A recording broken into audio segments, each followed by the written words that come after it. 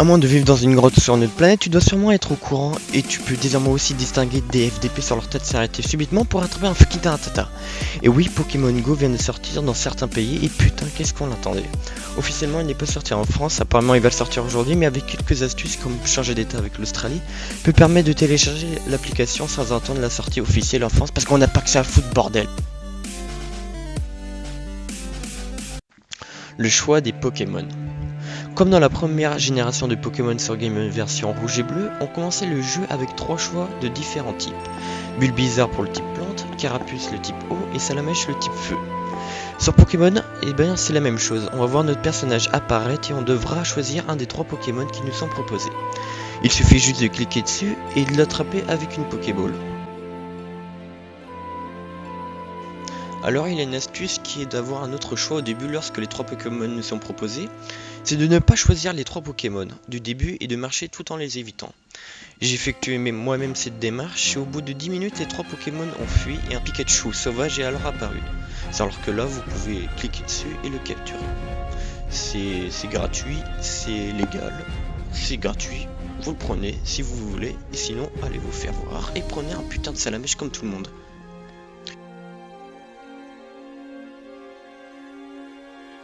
Lorsqu'on déniche un Pokémon, il suffit de lui lancer une Pokéball pour l'attraper.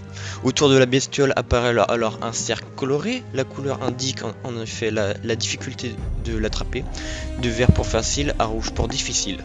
Enfin, il est possible de donner un effet à la Pokéball en la faisant tournoyer sur elle-même afin d'obtenir un putain de bonus d'espérance. Bon, ça monte de 10 jusqu'à 50, non jusqu'à 100.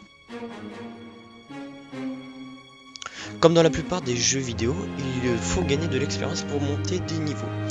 Alors cette expérience s'accumule tout au long du jeu, mais voici le détail des expériences à accumuler et comment on obtient.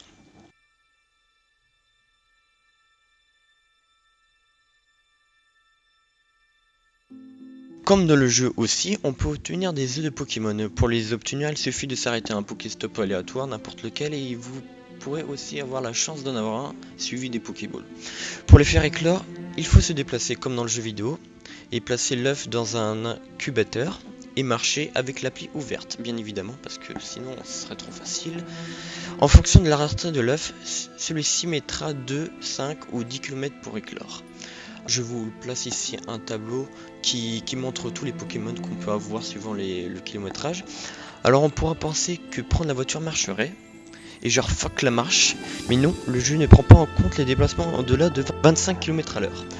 Pour aller plus vite, il y a une petite astuce qui est fort sympathique, il est possible de tricher en utilisant des rollers, une trottinette, un vélo, monter son chien, tout ce que vous voulez. Faut pas que ça dépasse les 25 km à l'heure, car le jeu ne considère qu'il ne s'agit pas d'une marche à pied. Alors en bas à droite figure un petit menu indiquant les Pokémon sauvages dans les environs. La distance de chacun est indiquée par le nombre de petits pas, de 1 à 3 pas. Il est aussi possible d'utiliser des objets pour attirer les monstres plus rares. Il ne faut pas non plus oublier que les Pokémon sont répartis par catégorie, eau, air, herbe. Par conséquent, il y a plus de chances de dénicher un Pokémon, un monstre d'un certain type à proximité d'un lieu lié. Si Pokémon Go est gratuit, Nintendo se rentabilise sur la vente des Poképièces, une monnaie virtuelle permettant d'acquérir plus facilement et rapidement des objets. Sauf qu'il est possible de récupérer des Poképièces gratuitement. Il faut laisser l'un de ces Pokémon dans une arène, qu'il devra défendre des éventuelles attaques. Récupérer sa Pokéball. Et oui, il y en a beaucoup qui ne le savent pas, mais c'est tout simple. Si vous ratez votre cible, tapotez vite la Pokéball avant qu'elle ne disparaisse. Bon, ça ne marche pas à tous les coups. Et c'est gratuit, vous la récupérez et vous pouvez retenter votre lancer. Alors, grâce aux bonbons offerts pour chaque capture, ainsi pour faire évoluer son Pokémon, il faut un certain nombre de bonbons distribués par ce même Pokémon lors de sa capture. Les bonbons peuvent aussi être utilisés pour recharger votre Pokémon, c'est-à-dire augmenter ses PC, ses points d'attaque. Si vous manquez de bonbons, vous pouvez aussi en obtenir grâce au professeur Soul, en lui transférant les Pokémon que vous en avez en trop.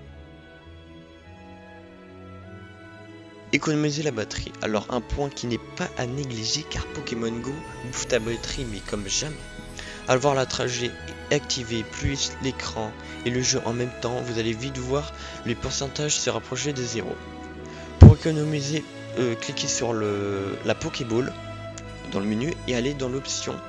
Ensuite, vous verrez une case économiseur de batterie.